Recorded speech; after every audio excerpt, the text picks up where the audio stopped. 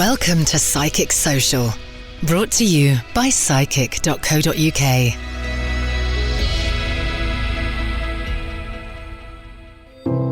On this episode of Psychic Social. Maybe we are all assigned to continue a soul contract in another realm. Maybe some of us stay in some kind of energetic zone where we're still able to connect with and guide our loved ones that we've left behind.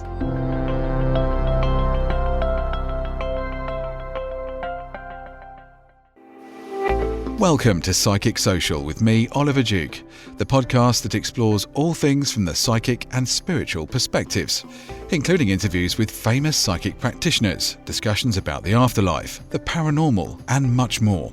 So relax and enjoy the show.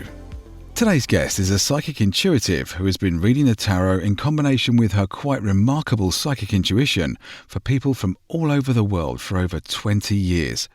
Based just outside Edinburgh in Scotland, she now owns and operates her wonderful holistic psychic studio, offering divine guidance, Reiki, crystal healing, reflexology, group celebration readings and much more, all with her alternative approach to good health and healing.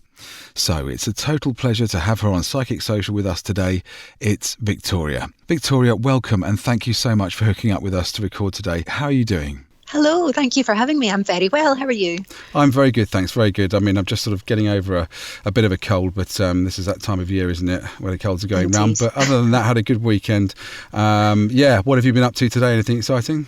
Well, I'm just enjoying the beautiful weather here, and I was contemplating, wondering if we're going to miss snow now and if I can risk potentially getting some bulbs planted, but I think that's still a bit risky. I'll put it off a little bit longer, perhaps. I'm just getting excited because I can see the sun for the first time.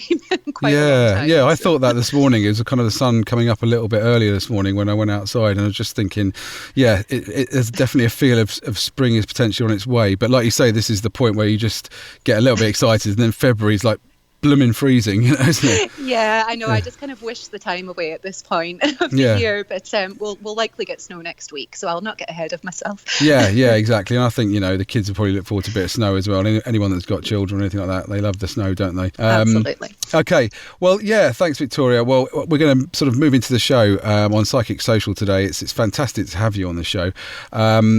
Now, we wanted to ask you, sort of, with the challenges that we've all had to face over the last kind of 2 years due to, the ever-present sort of pandemic we've been through, how did you kind of personally maintain positivity and a higher vibrational state during this whole time, and kind of not get drawn into the apparent fear that was being spread by the mainstream media every day?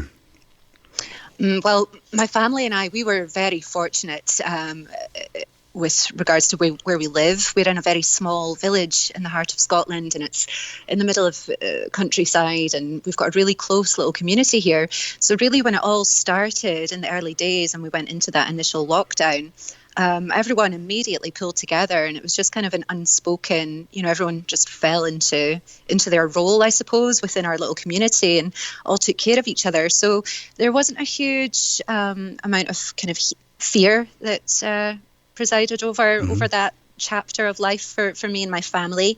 So we kind of felt like observers in it all, kind of watching from a safety bubble, watching what was going on in the rest of the world, but there wasn't any kind of fear for us personally. So we were very fortunate in that respect. And it was also quite a life-changing chapter for me. I'd just gone through a major surgery in early 2022, so that lockdown, it was actually kind of a blessing, I suppose, for me on a personal level, because it allowed me to heal both physically and spiritually after such a big transformational period of my life, and we really enjoyed all of the countryside that surrounds us. We've got river walks and lovely nature trails all around. So actually, being kind of thrown into that and having no routine and being at home with my family, my children and husband, it was really quite a pleasant chapter. So fear wasn't really a concern for us throughout, but I certainly gave up on tuning into the news and reading the newspapers every day quite early on. I kind of detached myself from that and tried to just stay focused on my own community, my family and my good friends here in the village, because really that was all that we we could do. We're somewhat powerless to do anything else.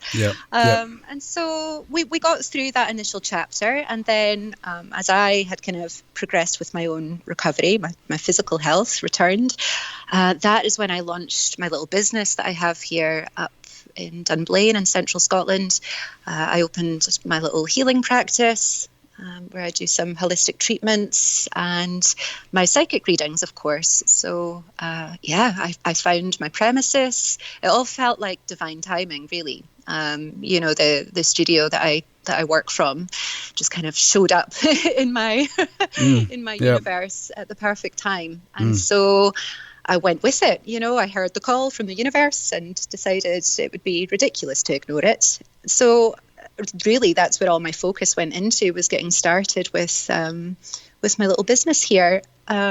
And here we are today. Yeah, well, that sounds great. I mean, it's great that you kind of like didn't get sucked in for too much of a prolonged period to the kind of the media storm, as it was, and that you did turn and focus upon your family and the things that were really, really important to you and close to you, which is important to everyone, isn't it? I mean, from personal experience, I did kind of a similar sort of thing to you. I kind of watched it from the beginning and then got sucked in a bit, and then I just decided just to kind of dump it, and I thought it's no good for watching the news and constantly looking at everything happening. I just decided to stop watching the news, and I would always kind of look every day, like towards the end of the day, I'd kind of watch on the BBC app or something like that, or Sky News app, and have a quick look at the headlines and stuff like that. But in the end, I just stopped completely. And I've said before on other podcasts that we recorded with other guests on Psychic Social that that was probably one of the best things I did for my mental and physical health over those periods, is just to ditch the news, and it made me so much happier. For sure. Yeah. For sure. And it allowed so many, many of my friends and extended family went through a similar thing, being kind of forced to do nothing but go out into nature to entertain yourself. Was really beneficial for a lot of people, I think. I think that initial lockdown either gave people anxiety or alleviated it. Exactly. And I seem to be firmly in the category of a lot of stress leaving my life.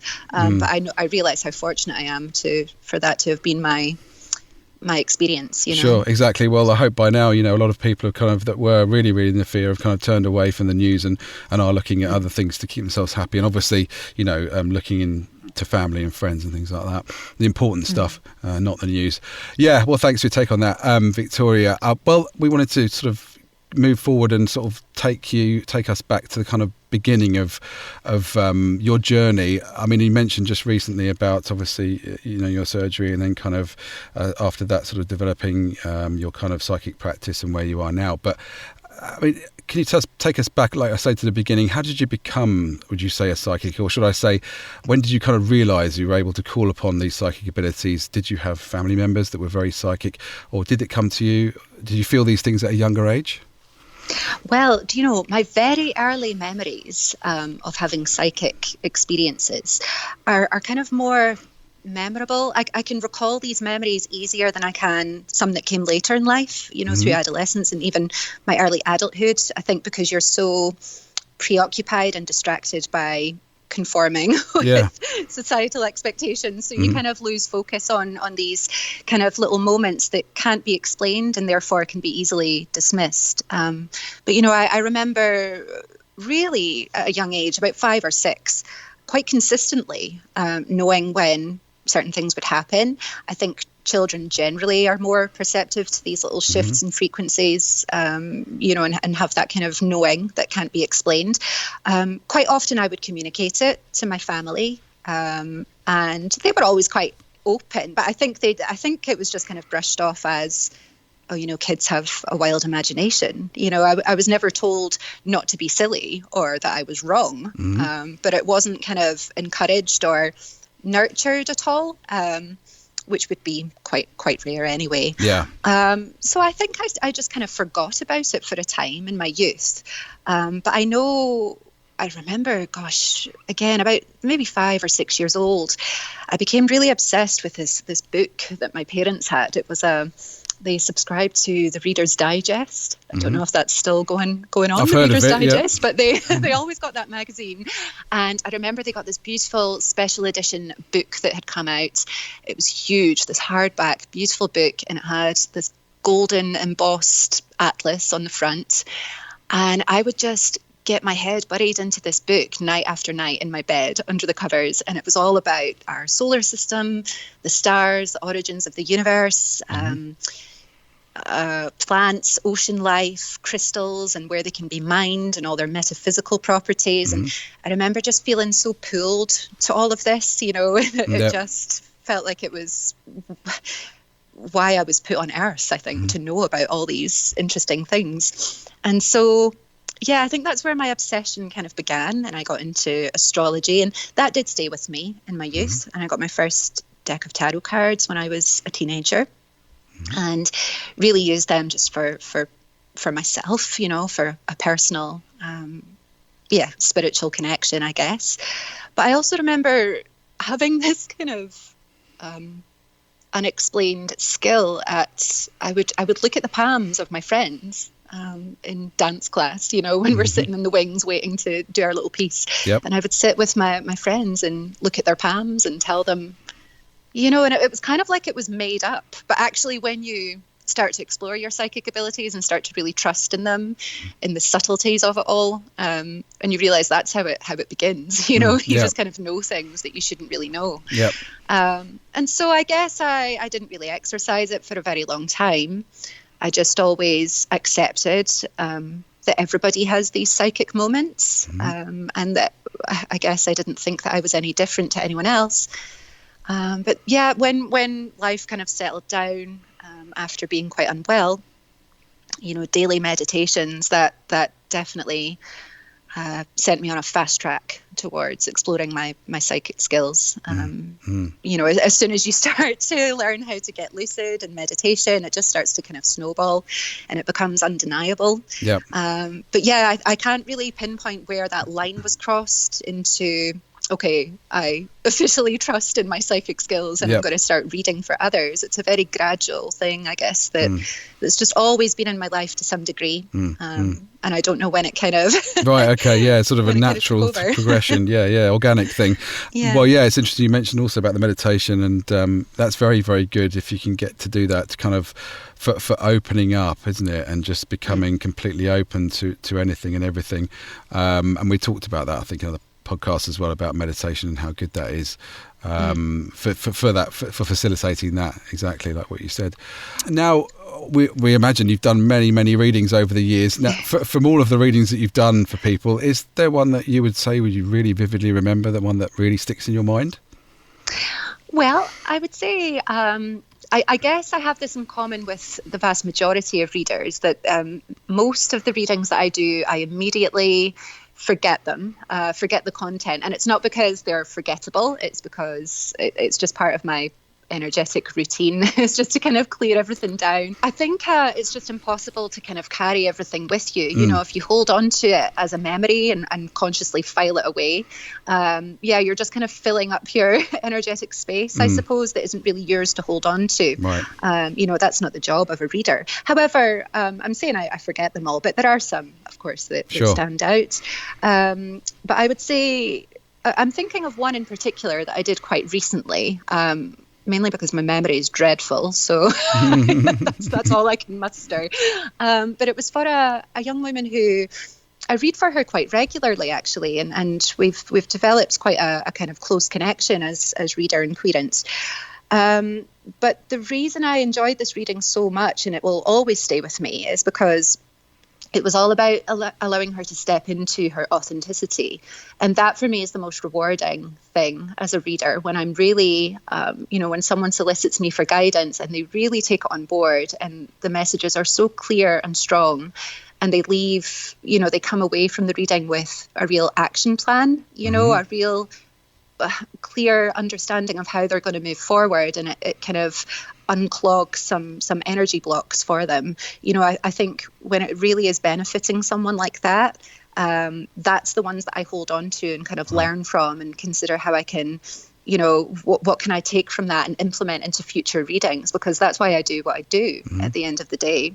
And so this young woman, she'd been struggling a little bit with her identity, with her sexuality, and just kind of, I think, wondering who she really was and how she can explore that without fear. And she was very concerned about judgment from people in her social network and in her family.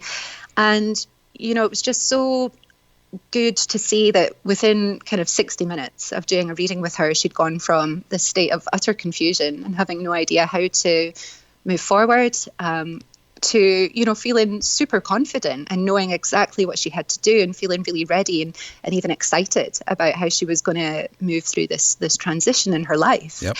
And that for me is, that's really meaningful. And it is why I do what I do, as much as so many people will solicit me for a reading for entertainment, which is perfectly understandable. People want to know what I can pick up on, and I think it's a bit of a curiosity around how readable they are as an individual as well. And so I fully accept that, and I really enjoy reading for everyone, and it's all relative. Everyone's struggles or reasons for soliciting a reader are completely valid.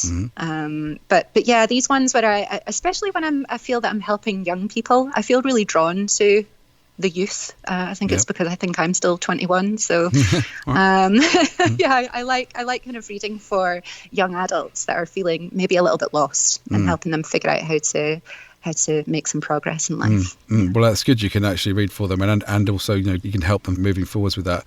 Well, that moves us nicely into a break now. Thank you for that, Victoria. Well, we're hearing some fantastic stuff here from Psychic Intuitive Victoria on Psychic Social today, and we're very much looking forward to hearing more from her in part 2, where we'll hear all about her guides, her take on the afterlife, and much more. So we'll see you after this. This is Psychic Social, where the world's best psychics tell you their story.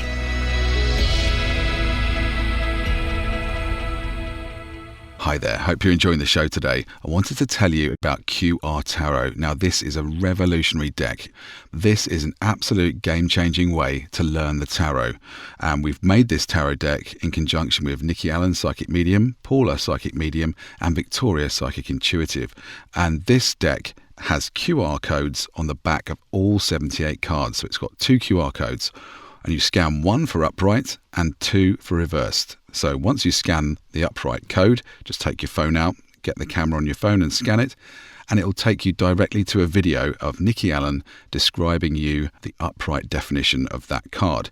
And then if you scan the reverse definition, it'll take you to another video of Victoria discussing and describing that reverse definition of that particular card. And that is the same for all 78 cards in this classic QR Tarot deck. And it's based on the classic 78 card deck with the illustrations by Pamela Coleman-Smith, the one that everyone knows and loves. So all you have to do is literally, it's that simple. Scan it, and it's one fantastic, revolutionary learning experience that we're so proud to have launched with Nikki, Paula, and Victoria. And in the cards, you'll get the booklet as well, which will give you a QR code on each card in the deck as well. So another 78 QR codes, and you scan that, and that will take you to an even deeper dive, much more information about that tarot card. And also what we're throwing in is a free version of our taster course that comes with the cards when you buy them. So all you have to do is follow the instructions in the booklet and the cards when you get them, and you can register for your free version of our taster course. And then we also have got a fantastic deal on the main course of 10 Hour Tarot, and you can find out there what sort of discount you're going to get when you buy the cards. So you can get the cards right now. They're available at psychic.co.uk/QR Tarot, and we'll put the link in the description below. They are on amazon.co.uk and Amazon USA, so amazon.com. And you can buy those cards through the website. That'll take you to your relevant Amazon site. And you can also go to Amazon as well, search QR Tarot. So if you head there, you can get yourself a deck right now. They are unbelievable, and you don't want to miss out on this fantastic revolutionary learning experience. Okay, right, now back to the show. This is Psychic Social, the spiritual home of psychics.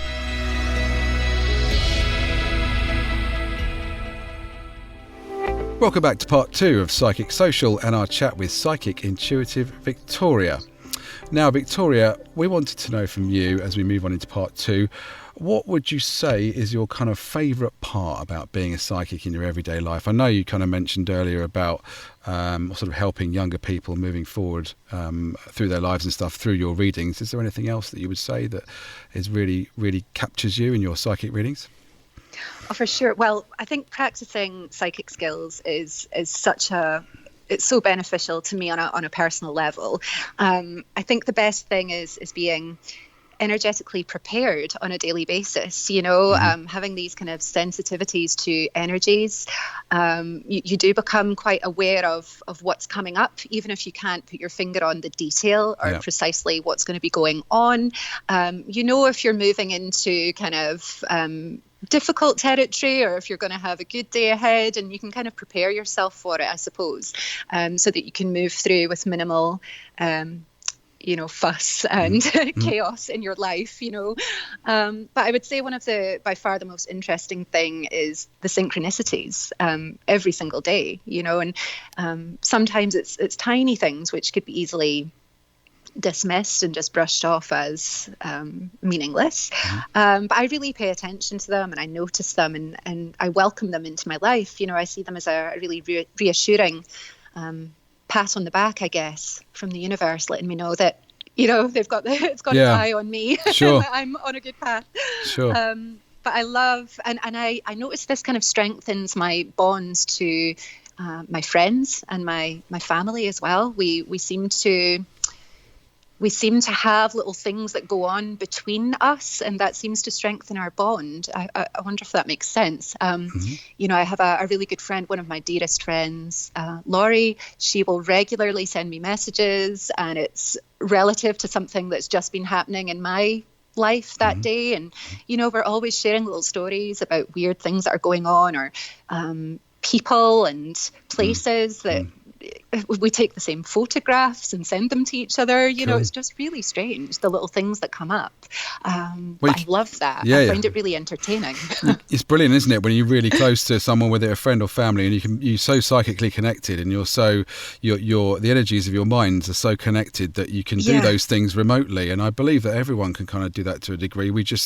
People just aren't open to it, aren't for whatever reason able to tap into that. That's Absolutely. Innate skill that I feel that is in all of us, For sure. I mean, I know the more, obviously I encourage my friends to explore their own psychic abilities, and I try to bully them all to meditate every day. Most of them ignore me, but some of them take me on. And I notice it's my friends who have explored it for themselves that I seem to have the most incidents like that with them, For example, I have a friend who, there was one morning we were talking over voice notes on WhatsApp, just leaving each other little 30-second long voice clips, just talking about our day. And we both happened to be moving around in our kitchens, making some breakfast. And I cracked an egg, and I said, "Oh, you're not going to believe this. I've just cracked my egg and it's got a double yolk." Well, within seconds, she sent me a photograph of a particularly large looking egg. And she said, "Whoa, wait a minute, I have a feeling about this." Crack the egg, and it was a double yolk. Now, that is rare. They're pretty rare anyway, aren't they, double yolks? Yeah. And I just thought, that is a very clear message that we are being looked after. Exactly. Well, I can definitely testify to the rare double yolks, because I eat a lot of eggs. I have 3 or 4 a day, and I haven't had a double yolk in about 4 years. So there you go. That is pretty rare. Well, it's interesting as well about the kind of opening up stuff. You say, your friends that are kind of open to a lot of this psychic stuff. You feel more interconnected with them. Personally, I've kind of the last couple of years become more open to those, the synchronicities that you mentioned and the signs, whether it be the numbers or the feathers or anything particular that is a kind of a air quote coincidence. I think that before that, personally, I think they were there, those sort of messages and signs, whatever they were, but I just didn't look at them because I wasn't open enough to them. And I think was definitely the case for me personally, opening up to them, and then the more you open up to them, the more they come. It's not. I don't think it's necessarily that you're looking out for them more. I think they just tend to hit you in the face automatically. Would you agree with that? I think so. I think part of exploring it, you do tend to close out some of the chaos from the outside world, such as withdrawing from mainstream media and these kind of things. And so with less distraction, I suppose you are a little bit more consciously aware to these subtle little things that the universe is delivering to you. It may be that they're happening more frequently. It may be that you just notice them more. But I do think that there's something in acknowledging and being grateful for them that tends to up the frequency. I don't know if that makes sense to you, but I certainly feel that if I notice, for example, I have a connection with monarch butterflies for lots of reasons, but that's kind of an animal that I would look out for and know, take it as a message or a sign. And I think when you show gratitude and appreciation for the message in whatever form it comes, and just simply acknowledging that you're aware of it, I think they come more often. Yeah, I think, like you say, it's like a vibrational thing, isn't it? Once you sort of elevate your vibration a bit, I think there appears to be some sort of tuning in more at a slightly higher vibration to maybe what you were previously, or the person was at previously. But yeah, that's very, very interesting. Well, talking about sort of higher vibrations and stuff like that, we want to move on to the next question and kind of ask you about your guide or guides. Now, most of the psychic practitioners we've had on the show over the last couple of years have seemed to have more than one guide. Would you say that's the same with you, Victoria? Absolutely. When I first was acquainted with my guides in meditation, I realized quite early on that each individual guide or entity or whatever seemed to be letting me know that they were assigned to various energetic points within me. So I have 7 guides that I work with quite regularly, and each of them have kind of govern one of my main chakra points, which is interesting. So I have there are 2 that come through for me most often, and I can describe them in vivid detail. How they appear to me in meditations, whether they are extensions of myself or if they are spirits in another realm. That's still up for debate, but I connect with them very frequently, and I talk to my ancestors quite a lot. I believe that they are keeping very close watch over me and guiding me all the time. But the guides I work with, what's fascinating is the first one that I met was he told me his name was Umi, he or she or it. The name is Umi. And when I looked up the meaning of that name months and months later, because it hadn't occurred to me, Umi means servant in Nigerian, which I thought was quite an apt name for a spirit guide, a servant. And I have another guide who calls themselves Obi. I know them as Obi. And again, this is a Nigerian word which means heart. And he is the one that governs my heart chakra. He dresses in green and just lovely feelings when I connect with him. So they're the 2 that come through for me the most, but I have others. I think it depends on what I'm personally working on in my meditations, who I would need to kind of call upon. I don't work with any deities, but I do a lot of ancestral work in my practice, and I feel a really deep connection to my ancestors, and I feel that I've got quite a lot of purpose in breaking generational curses. I think I'm here to alleviate some past pain from my ancestors. So some karmic debts, Yes, absolutely. I feel that I'm here to kind of level the playing field, perhaps. So I personally, I'm just reading a series of books at the moment by Dr. Brian Weiss on past life regression. I don't know whether you've heard of him or read any of his books, but a lot of that is about we are all apparently paying karmic debt from previous lives as we go along and incarnate over and over again. I thought that was quite interesting. If you've not checked that book out, have a look at that. It's really interesting. It sounds fascinating. And I firmly believe this, and I think that we have soul families, that perhaps in a past life my son was my grandfather, or I think we move through incarnations together. That's cool kind of mentioning there as well. That's all that kind of stuff is basically a psychiatrist who kind of regresses a woman because she's having some mental issues, but actually he ends up regressing her back to past lives sort of accidentally, and it leads off into this massive sort of journey. It's called Many Lives, Many Masters, and he's done like 4 or 5 books in the series. I've read 2 now, but absolutely fascinating. I'll check those out. They're very good. And all that karmic debt stuff is very interesting. Now, sort of moving on to past lives and things like that, and the afterlife. I mean, our next question was, we always kind of ask everyone that comes on the show this: what are your thoughts about the afterlife? I mean, through your kind of psychic experiences so far, and what do you think happens after we leave Earth? Do you think there is, continuous reincarnation, or we go to a higher plane or another dimension? What do you think happens?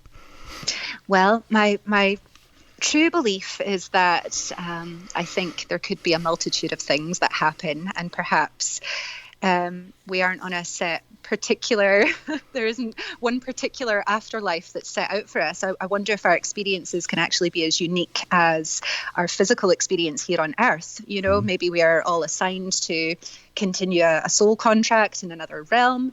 Maybe some of us stay in some kind of energetic zone where we're still able to connect with and guide our loved ones that we've left behind.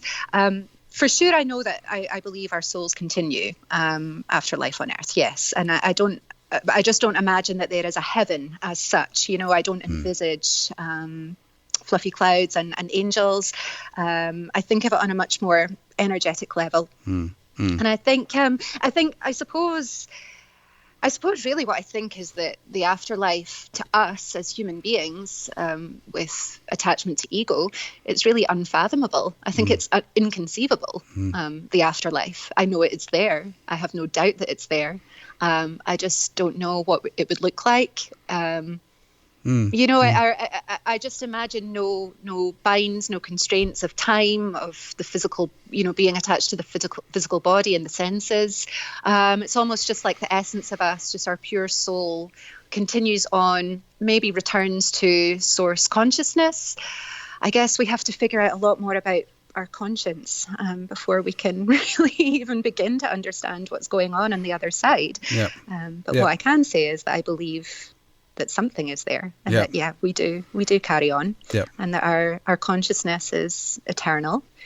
But our species just has too much still to understand about consciousness and where it originates from, for it to really be scrutinized by any kind of measurable sense. And exactly. And I think that that for me encapsulates that kind of time as well. And we have created time, but time doesn't really exist. And the biggest thing I think for the human race trying to shed that concept or try and rid ourselves of that concept is that outside of human existence, time doesn't exist, and time is nothing. So trying to get the mind round the fact that there's no beginning and no end is very difficult for the human brain to comprehend, isn't it?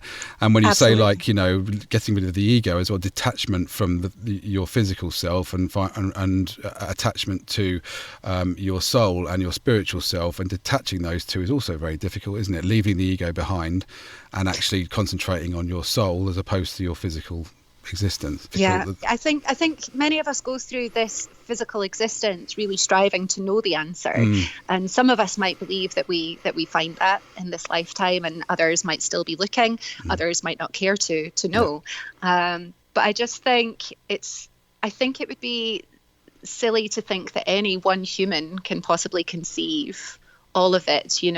All of us are burdened with ego, and it's not something that we're meant to escape from, I don't think. So many of us are looking for enlightenment, and I think that comes in installments. I don't think any of us truly can reach that in this existence and maintain it. We might have very brief moments of death of the ego, but realistically it's here for our survival. It allows us to navigate the physical world, and it's necessary. So it would be a bit of a strange existence if we were detached from ego.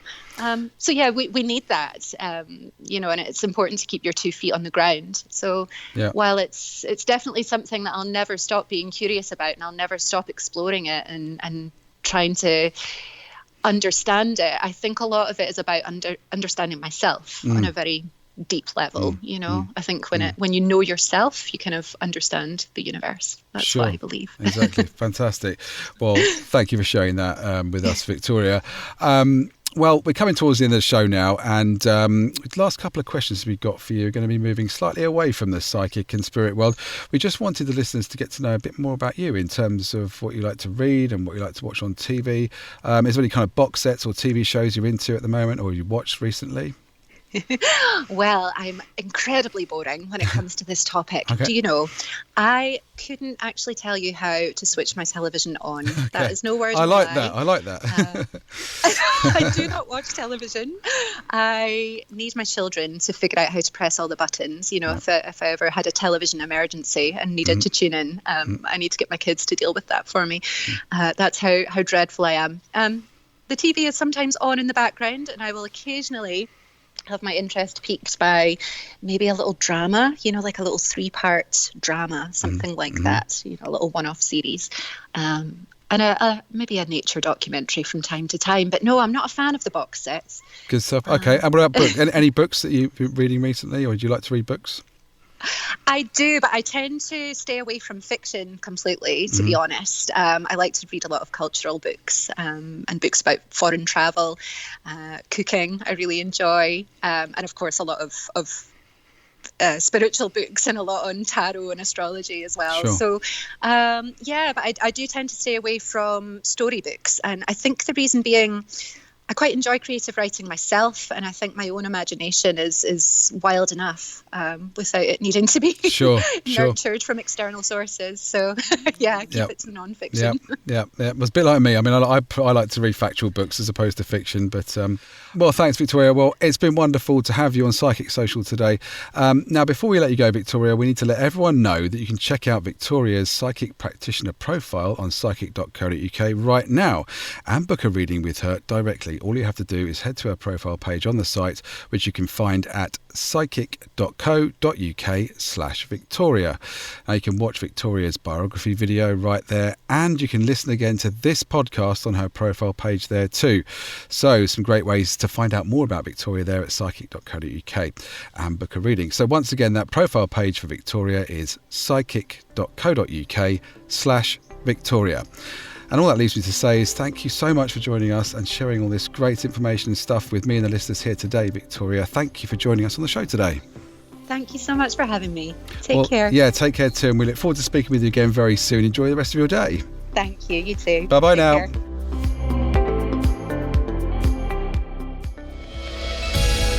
Thanks for joining us on Psychic Social from psychic.co.uk, the spiritual home of psychics.